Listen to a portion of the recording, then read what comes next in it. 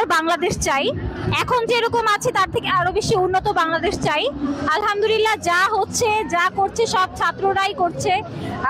প্রতিটা ছাত্র আর স্টুডেন্টরা সবাই চেষ্টা করছে বাংলাদেশকে উন্নতির দিকে নিয়ে যেতে, এবং আমরা স্টুডেন্ট হিসেবে আমরা অনেক ধরনের অবদান রাখছি। ইনশাআল্লাহ বাংলাদেশকে আমরাই অনেক সামনে এগিয়ে নিয়ে। এখন তো যথাযথ সবাই আইনের মাধ্যমে সব নিয়ন্ত্রণে আসছে, আর আশা করি সব প্রশাসন খুব ভয় পাবে যদি সঠিক হয়। আর পুলিশ যদি আমাদের না দেশ বিরোধী আওয়ামী লীগ বিএনপি এরকম দল আলাদা আলাদা করে আমাদের উপর অত্যাচার করে, তাহলে আমরা আবার দেশবাসীকে বলতে চাই আমাদের দেশটা অনেক সুন্দর, দেশকে ভালোবাসে, দেশের জন্য যুদ্ধ দরকার হলে আবার করবো।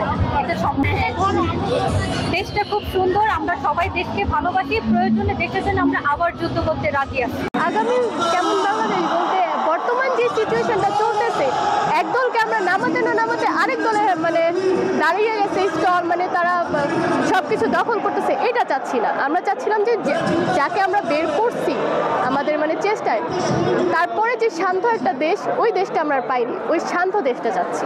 বাংলাদেশ ছাত্রদের নিয়েই গড়া হবে। আগামীর বাংলাদেশ তরুণদের নিয়েই। তরুণ মানে ছাত্রদের ভূমিকা কেমন ছিল আপনি বিগত দিনে দেখেছেন। জুলাই আগস্টে সবচেয়ে ভালো ভূমিকা ছিল ছাত্রদের, আর এই ছাত্রদের নিয়েই আমাদের উল্লাস। ছাত্ররা মানে আগামী বাংলাদেশ, আগামীর ভবিষ্যৎ, আগামীর প্রজন্ম। বাংলাদেশকে বিশ্বের বুকে প্রেজেন্ট করার জন্য আমাদের ছাত্রই যথেষ্ট। তো এখন এই যে জুলাই আগস্টে তার চেয়েও বেশি ছিল। আপনারা জানেন যে এই যে পুলিশ, আওয়ামী লীগ, তারপর তাদের যে সংগঠন, সন্ত্রাসী একটা সংগঠন ছিল, তারা কিভাবে ছাত্রদের উপরে নির্মমভাবে গুলি করেছে সেটা কিন্তু আপনি দেখেছেন। তো আমরা বলতে চাই তরুণ প্রজন্ম মানে ছাত্ররা যাবে আগামীর ভবিষ্যৎ গঠন করবে। আগামীর ছাত্ররা কি চাচ্ছে, আগামী বাংলাদেশ কিভাবে হবে, তো ছাত্ররা এই জাস্ট সিলেক্ট করতেছে। তো আমরা চাই তরুণদের নিয়ে বাংলাদেশ সাজাবো, তরুণই আগামীর ভবিষ্যৎ, তরুণদের সব কিছু।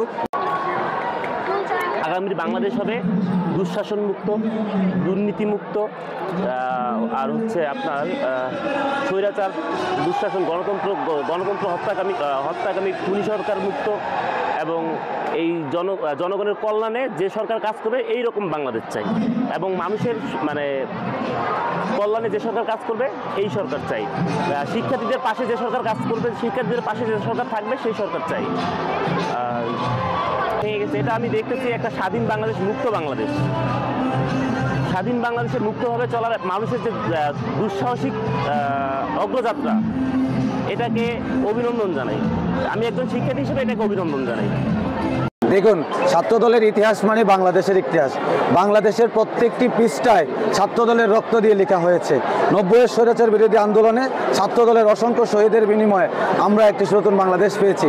সেই সাথে 24-এর যে আন্দোলন, সেই আন্দোলনের দ্বিতীয় শহীদ আমাদের চট্টগ্রামের শহীদ ওয়াসিম, ছাত্রদলের রক্তের বিনিময়ে আমরা সবসময় একটি স্বাধীন বাংলাদেশ পেয়েছি।